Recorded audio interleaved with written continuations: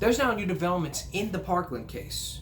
We all know weeks ago that Nicholas Cruz was sentenced to life in prison without possibility of parole. But it's the defense attorney who's under investigation right now. If you saw what happened, the defense attorney was flipping the bird and laughing and joking. Now, what they want happening is that defense attorney, that lawyer wanted to be investigated. So, I'm going to cover all this today, and I'm also going to cover it tomorrow morning on the GMB YouTube channel.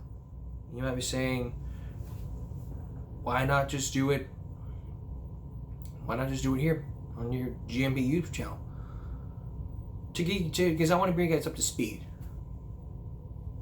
The whole purpose of my GMB YouTube channel is like 60 minutes. Like when you watch 60 minutes, you do summer stories. Like last summer last March we did this, as we reported this day, that day, this month, last year, this, blah, blah, blah, earlier this year. And then once the story ends, they give out updates that they bring us up to speed, like what they do, like, as for this person, that person, he went to jail, charged with this, blah, blah, blah, 30 years in jail, this and this. He expected to plead not guilty, blah, blah, blah. So that's how it is. So let's go to the jibber jabber. Let's go get her done. Quit the jibber jabber, and let's hear what has happened. I got your email apologizing for the middle finger stunt. I have it. Okay? Laughing with him as you're doing it. And the crazy thing is, I've reread it multiple times. You actually didn't apologize to us. You apologized that you didn't know the camera was on while you were doing that you got caught. That's what we've had to endure. The Florida Bar Association has launched an investigation into Nicholas Cruz's attorney, possibly over some inappropriate conduct in court. Palm Beach County State Attorney Dave Arenberg and Los Angeles County Public Defender Philip Dubé come on to discuss. Welcome to Sidebar, presented by Law and Crime. I'm Jesse Weber. We have an interesting update for you right now in the Parkland school shooting case. Now, a little bit of a recap here. As we covered on the network and here on Sidebar, the confessed school shooter pleaded guilty to 17 counts of murder and 17 counts of attempted murder for opening fire at Marjorie Stoneman Douglas High School back in February of 2018. And after an incredibly tense and emotional and sometimes even dramatic sentencing hearing where the victims and the victims' family members provided statements to the court, we know that Judge Elizabeth Schur officially sentenced Nicholas Cruz to 34 consecutive mandatory life sentences in prison without the possibility of parole. But now, one of Cruz's attorneys, Broward Assistant Public Defender Tamara Curtis, is under investigation by the Florida Bar Association. Now, it hasn't been revealed when this investigation was launched or the subject matter of the probe, but perhaps it might have something to do with her allegedly giving the camera the finger during a pretrial hearing, or I should say before a pretrial hearing started up. I will tell you, it was a very odd moment that was captured on camera, and don't think it wasn't noticed. Don't think it was just noticed by us, because in fact, parents of the victims actually addressed this in their statements. This included Manuel Oliver, the father of 17-year-old victim Joaquin Oliver. Hiding your actions.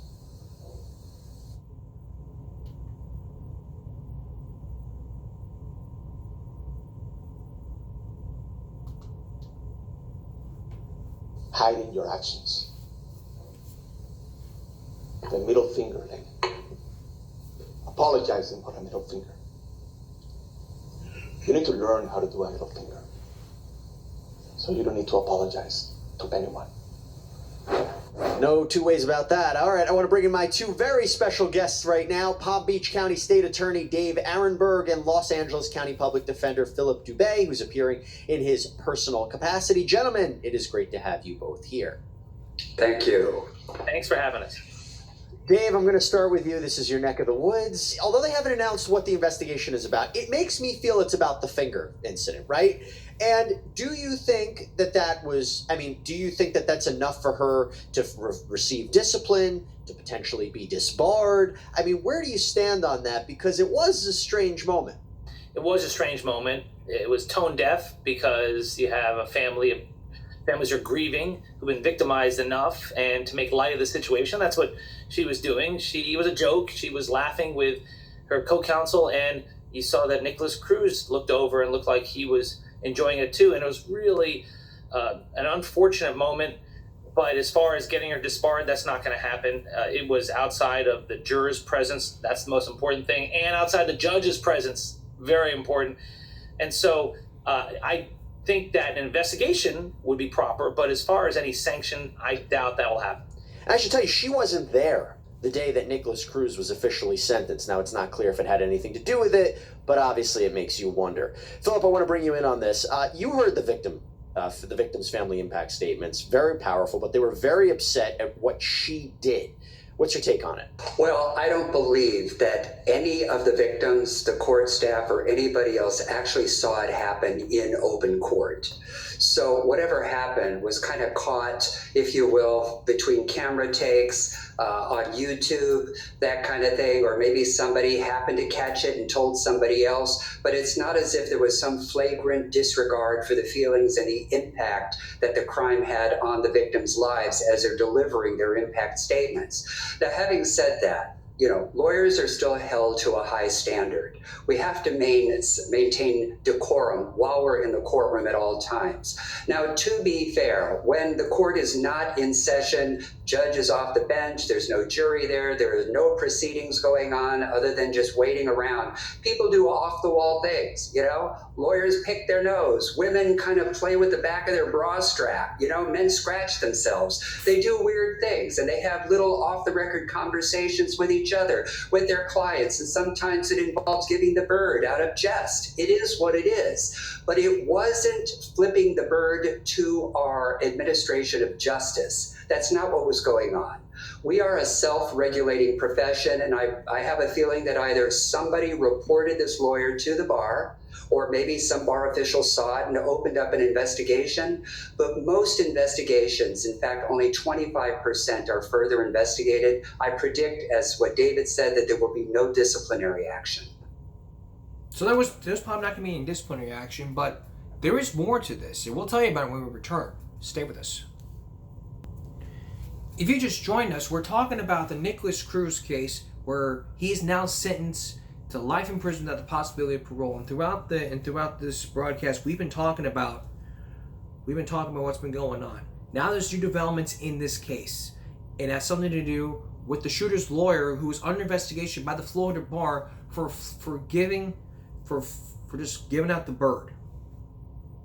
And a lot of people were upset about that. So let's continue to what these experts have to say from Law and Crime. But Dave, in your opinion, besides the middle finger incident, do you think that the defense did anything else improper here? So many of the victim impact statements were directed towards the defense attorneys, and not so much the fact that they just represented him, but it seemed more how they represented him, right? Saying that they mischaracterized the evidence, they had this kind of chummy relationship with Nicholas Cruz. So in looking back, do you think the defense did anything wrong, or maybe anything that would have subject Ms. Curtis to this investigation? If they fabricated evidence, then that would be subject to discipline. But I'm not aware of any proof that they fabricated anything. As far as being chummy, they're allowed to be chummy with their client, as distasteful as it is, as tone deaf as it is. That's not a bar violation. They pushed back pretty aggressively once the victims' families started attacking them. They asked the judge for an instruction, and they defended themselves. And to me, the worst part was when one of the defense lawyers said, "No one has been through as much as we have in this courtroom." Now, I'm paraphrasing here, but that was really awkward and just a terrible statement, because no one really has been through what the victims' families have been through.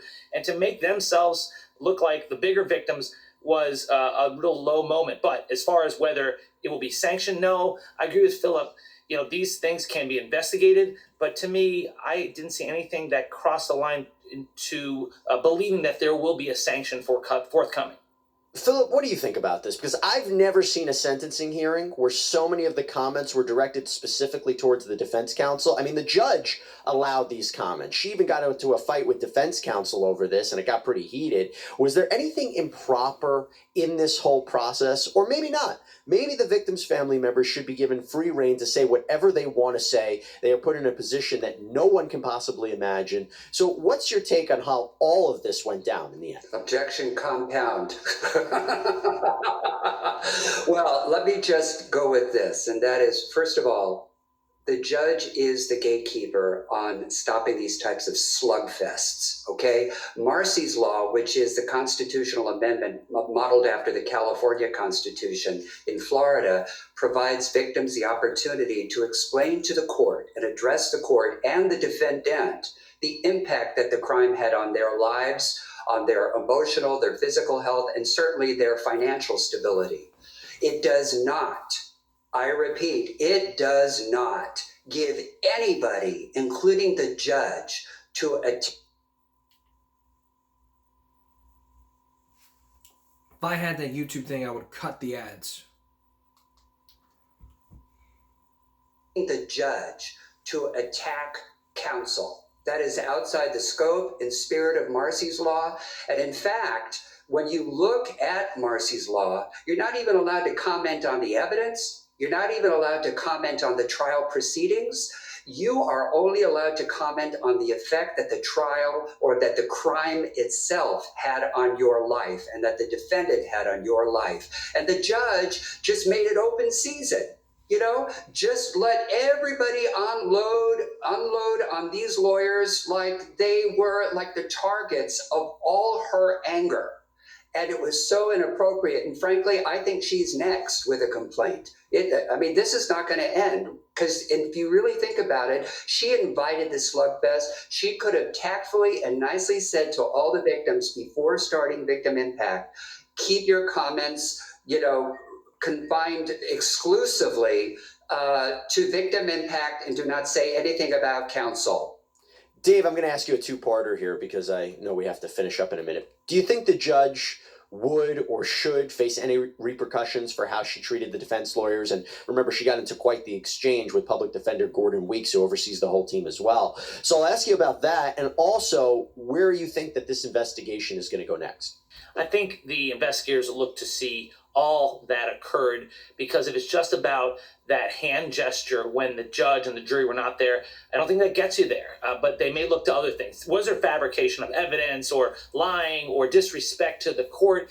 But I didn't see that. And I know the motions are raw right now. And that's why I know that the defense counsel and the judge, they didn't get along well. And boy, there were some tense moments. But even there, I don't think it justifies any sanction against the judge. Although there could be a complaint, the judge had enough of the defense counsel. They did something during the trial that really upset the judge, which is they had this long witness list and they decided to cut it short without giving advance notice to the judge or to the prosecution. So they had to send home all these people who were there to testify.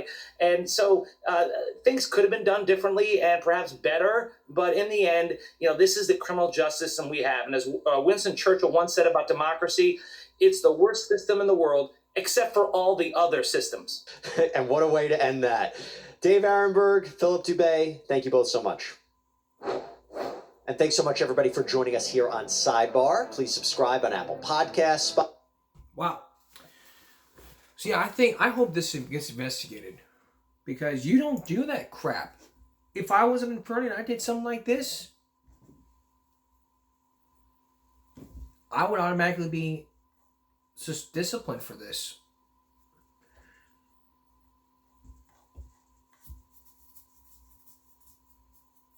It's unclear why the Florida bar is investigating Curtis.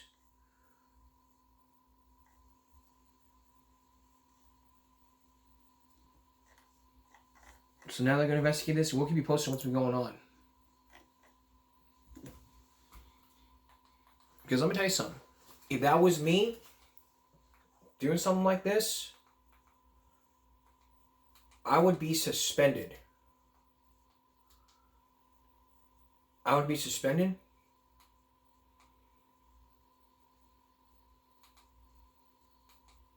I'd be suspended for good. For good. You may have seen rodents or rats in the garbage can eating garbage in your house. Up next, we're going to take you to upscale New York, to where these rodents are eating your garbage and how it can be done. Stay with us. Let me tell you something. It is an age-old problem when we see rats happening. You've seen rats all the time eating at your garbage. You set up traps, but rodents have been spotted at upscale New York eateries. So take a look at this. It's war on rats. That is a big rat. Wow. Reported sightings of the disease-carrying vermin in New York City are way up, the highest in over a decade. I hate rats. Now, Mayor Eric Adams is declaring rodents public enemy number one. You know what? We're going to kill rats. Rats have no place in this city. When the Inside Edition Rat Patrol recently went looking for them, we found them everywhere. Whoa, he's big. And not just on the streets. We even spotted them inside high-end grocery stores and fancy restaurants. This is Agata and Valentina, a gourmet supermarket on Manhattan's Upper East Side. Holy cow, look at him climb. Checking out the second shelf now. After closing time, we found rodents climbing and crawling all over this display of croutons in the store's front window. He's got a whole grocery store full of things to eat. Our Lisa Guerrero tried to speak to a manager. Do you realize you have a rodent problem here? No, we don't. Well, for 2 nights in a row, we saw multiple rodents in your store. I think you should speak to the owners. We never heard back from them. Many pizza aficionados say the best pie in all of NYC comes from here, John's Pizzeria on Bleecker Street. There's a guy looking over leftover pizza. 2 nights in a row, our cameras captured them hunting for scraps. At least 2, maybe 3 in here. Are you aware that you have a rodent issue in your restaurant? In the restaurant? No, this is the first I'm hearing about that. After we showed him our video, he said they'd address the issue immediately, and they have a routine extermination service once a week. Not far away at the popular Buvette in the Tony West Village, which also has locations in London, Tokyo, and Paris, we saw these guys on the hunt once the customers left. That's a dining area he's crawling all over. We just wanted to alert you that you have a rodent issue here. Are you aware of that? This manager didn't want to talk.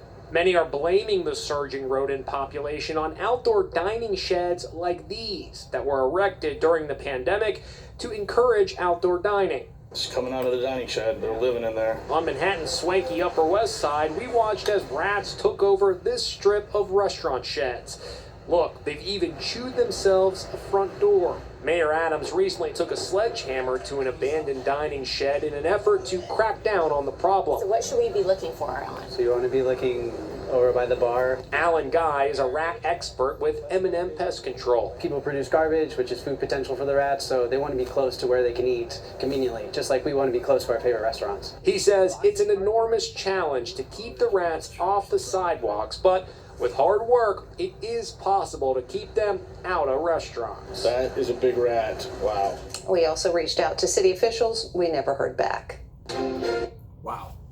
So how can you prevent these rats? How can you prevent these rats from tearing up your garbage? Seal the garbage quickly. Garbage is what they're looking for. Set up rat traps. You can find them at any store. Electrical traps, mouse traps. You can find them where. You can find them in any store.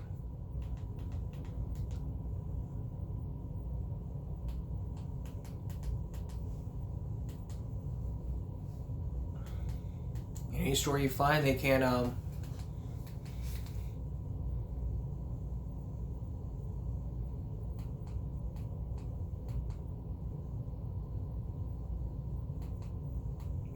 not sure, but again, garbage is what they're looking for. Do not give rats garbage. Period. There ain't no excuse. There ain't no excuse.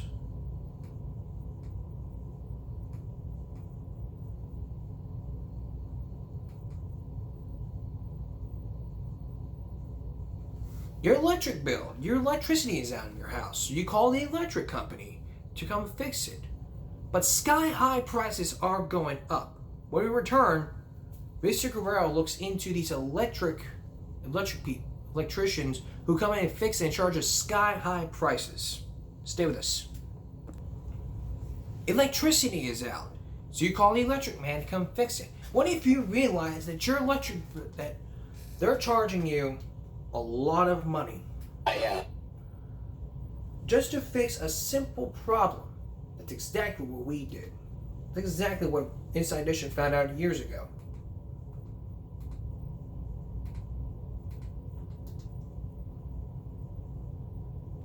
But wait till you see what happens when these electric people aren't doing the job right. Here's Lisa Guerrero with an Inside Edition investigation. We're back at the house that's watching you, and today we're putting electricians to the test. But first, we call in our expert, Steve Ciara, to inspect the system and create a simple problem that's easy to fix. I've examined the electrical system. Everything in this panel works perfect. There's nothing wrong. Then, at our request, Steve cuts the power to the kitchen outlets by simply loosening a screw and disconnecting this wire. It's a really simple fix. All you gotta do is reconnect the wire. Next, we call in electricians to fix the problem. For some reason, my outlets aren't working. One after another, You had a bad connection on a circuit breaker. these electricians spot the problem and make the simple repair. Small fix. Yeah, I'll be done in 2 seconds, just being honest. But then, Hi. there was this guy. A couple of outlets aren't working. Ed Schiller with Schiller Electric. After a grand total of 4 cigarette breaks and more than an hour roaming around the house He's definitely running up the clock at this point. and talking on his cell phone, Are you coming down to my shore house? I just put the new bolt in the water. Ed the electrician finally decides to open the circuit breaker Looks like he found the problem. and makes the necessary repair. He put the line back into the breaker. See what happens next. After wiping down the electrical panel with his sweaty t-shirt and taking another smoke break, It's pretty unbelievable, but he's having another cigarette now. Schiller walks in the door and shocks us all when he claims several electrical breakers are damaged and need to be replaced. A couple of the breakers, half of them got burnt out. I'm almost positive that's what's going on here. There's no burnt out breakers. We have checked the panel completely. Everything is in perfect working order. Schiller returned to the basement and, on hidden camera, we watched him cover the electrical panel without replacing a single breaker. But before I reveal my true identity, listen to this creepy comment. Are you a model or? A model? No. Very beautiful, by the way. Your husband's a lucky man. Do I need to get new breakers? They're done. Oh, you put in new breakers. Yeah, wherever I felt. 2 were not working at all. Okay. And 3 of them were warm to touch. Okay. So I took them out. You took them out and then you replaced them. Okay, so there's new ones, brand new ones in there. Okay. Then the cameras come out. I'm actually not the homeowner. My name is Lisa Guerrero from Inside Edition. And I'd really like to know why you said that you replaced these when we know you didn't. What do you mean? There was nothing wrong with our breakers. There was a wire loose, and that was the only problem downstairs. I'm saying that you lied to me. If that's how you feel, forget it then. No charge. I did what I thought was right, and that's it. Hey, Ed, not every house has eyes, but this one was watching you. Sir, you lied to me. By the way, according to the state of New Jersey, Ed the electrician has not been licensed since 1994. He also has an F rating from the Better Business Bureau. So what do? Watch out, do your homework, report this to the BBB, and if they can't refund you, complain to then file complaints, and they will take care of it. How well are movie theaters clean? You go to the movies, enjoy a good bag of popcorn, you sit in your fit, you sit in a good seat. What if you realize that seat was full of nasty stuff that hasn't been cleaned? I mean, think about it. No one swept the movie theater. Messy popcorn. Messy snacks. No one swept the floor for the next customers. They make it their top priorities. Once again, Jesus Guerrero with an Inside Edition investigation. It is, of course, the weekend, and there's a good chance you might be headed to the movies. The theater to be clean, but we found that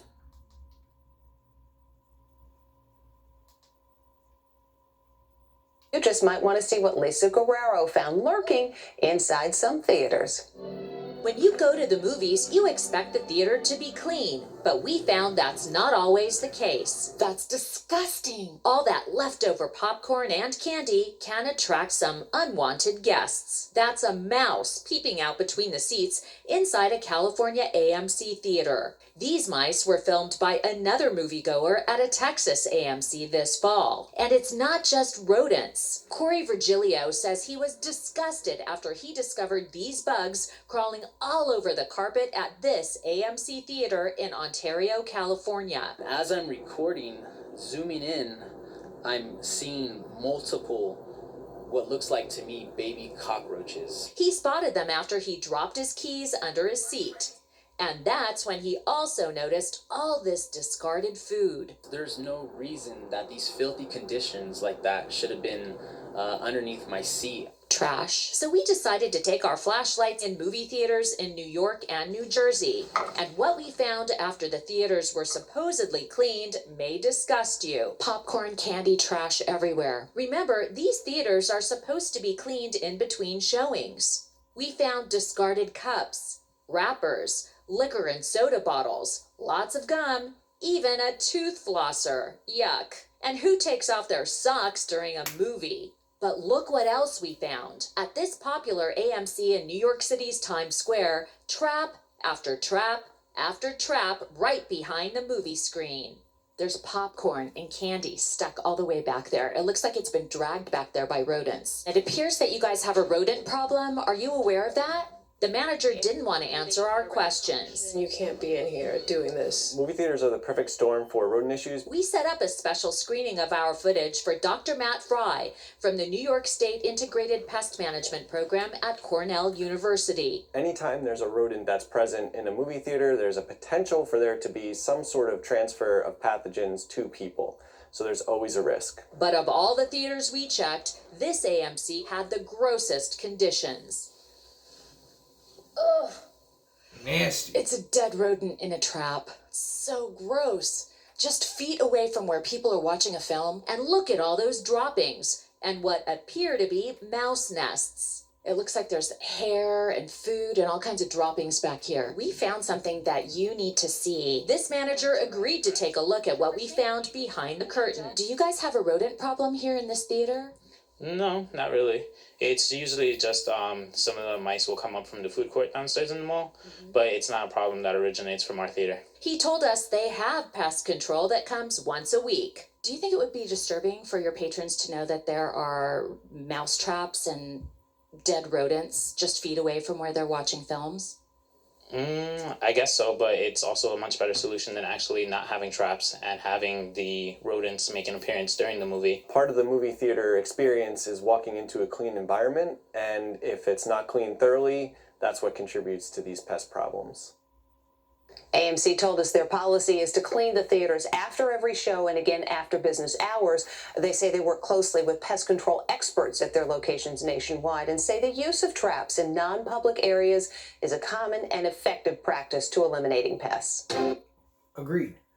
So if you see these happening, talk to the manager and they will take care of it. You may remember we talked about bike theft. But it's rising in lumber rain. We're going to tell you more about this when we come back. So stay with us. Okay, 2 years ago when the pandemic hit, there has been a rise of bike theft in every state. But bike thieves are just the icing, are just things of what we see every day. Here's Steve Fabian with an Inside Edition investigation. Sparks fly as this bicycle thief cuts off the lock with an electric saw. Off he goes, and this bum is stealing a bike left in the vestibule. Bike sales are surging in popularity during the pandemic. good luck buying one if you can. And with it, so is thievery, up nearly 30% in New York City alone. And it was so beautiful. Jamie Kim says her $600 bike was stolen last month by this thief. Whether you have a really strong lock or not, your bike is still going to get stolen. And Edit Knight says she's had three bikes stolen. That's her bike, caught on surveillance video as the bandit rides off. What does that feel like when you come out and you just see your bike's been taken? A gut punch. Punch in the gut. So what do you say to these bike thieves? I hate them. They're terrible people. So just how vulnerable are bicycles that are left out in the open, even when they're secured with a strong lock? We decided to find out how long it would take for our bike to get stolen. Our producer left a high-end bike valued at $2,300 securely locked to a fence in Lower Manhattan. It's brand new and an enticing target for sure. Then investigative producer Charlie McElravy hid a GPS tracker inside the tire. We're gonna hide this actually in the bike's tire where no one would suspect to find it. There's our bait bike ready to go. It didn't take long, just 40 minutes, for this dude to appear. Watch as he cuts through our lock. He's trying to crank it open right now. Then he circles back and rides off with it. With the GPS tracker, we trailed him through busy traffic. And now we're hanging a left on Broadway. His path took him 3 miles up to 32nd Street near the Empire State Building. Now we've narrowed it down to this building. The tracking device tells us that our bike is somewhere on the inside. We know this because our GPS device keeps pinging its location right here, but we don't know what floor. Now, we're not going to call the police because we know they have better things to do, but we're going to keep an eye on that GPS location to see if and when this bike starts to move. A lot of these things are in broad daylight. It's pretty brazen. Joseph Nocella, who runs 718 Cyclery in Brooklyn, thinks the thief is probably stealing more bikes until he's got enough to move them out of state to resell. Once the pandemic started, it's almost every day where someone's coming in describing a bike that's been stolen. So again, you need to take a picture of your bike, you need to get a bike lock, and then try to make sure that doesn't happen again. Talk to the police, and they will take care of it.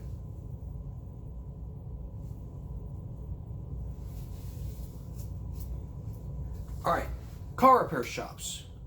Are you getting what you paid for at car repair shops? An honest repair in your car? Take a look at this.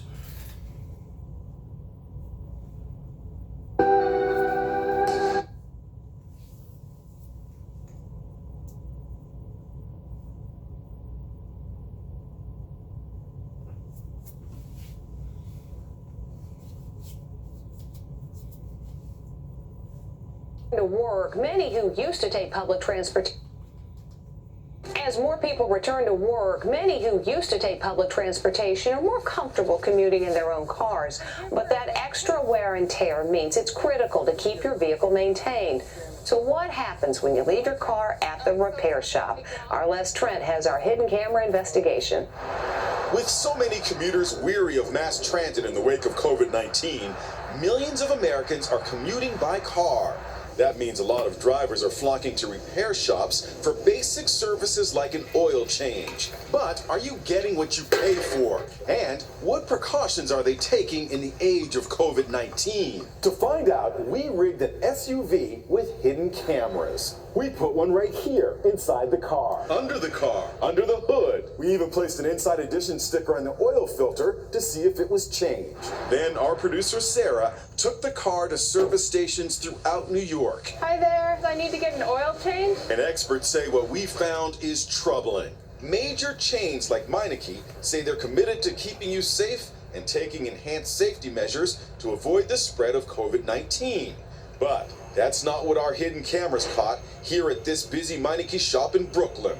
Watch as the mechanic puts his dirty hands all over the steering wheel. His face mask is on his chin, and his nose and mouth are fully exposed. A service advisor uses a tissue to protect herself, but her face mask is down below her chin. Those images are shocking. NYU professor Dr. Jack Caravanis is a leading expert on public health. The workers working on the vehicle must be wearing a mask, covering the steering wheel with plastic, plastic covering the seats and using every precaution to prevent contamination of that vehicle. Next worry, are the repairs actually being done? Thank you. Look what happened at this service station on Long Island, where they charged us $130 for an oil change and a new filter.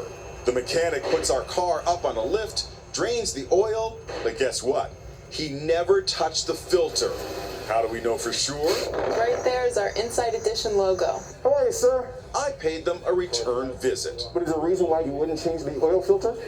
I make a mistake if I tell you because I would change the filter. I would think so. The owner of the shop says it was an honest mistake and refunded us the cost of the oil filter. Meineke hasn't returned our calls for comment.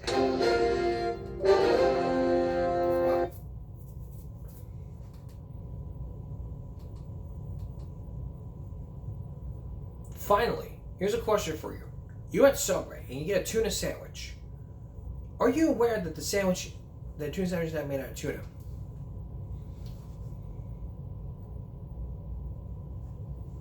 Now, let me tell you, I love Subway. I haven't had the tuna sandwich, but I'm probably not aware. Take a look. When you order at a fast food place, you assume you're getting what you asked for. Well, 2 customers at Subway say there wasn't tuna in their tuna sandwich, and they are suing the sandwich shop. So we did our own test to see what's between the bread. It's the largest sandwich maker in the USA. Subway, eat fresh. An estimated 6 million sandwiches a day. One of the chain's most popular sandwiches is tuna, and lately it's been getting a lot of attention. Subway fighting back this morning against claims that its tuna sandwiches don't actually have any tuna. Subway's tuna salad sub doesn't actually have tuna or fish in it. In a startling lawsuit, 2 customers in California claim that the tuna sandwich does not contain tuna or have any ingredient that constitutes tuna. No tuna in the tuna? Subway customers coast to coast want to know what's going on. That's insane. I mean, no tuna in a tuna fish sandwich? That's odd.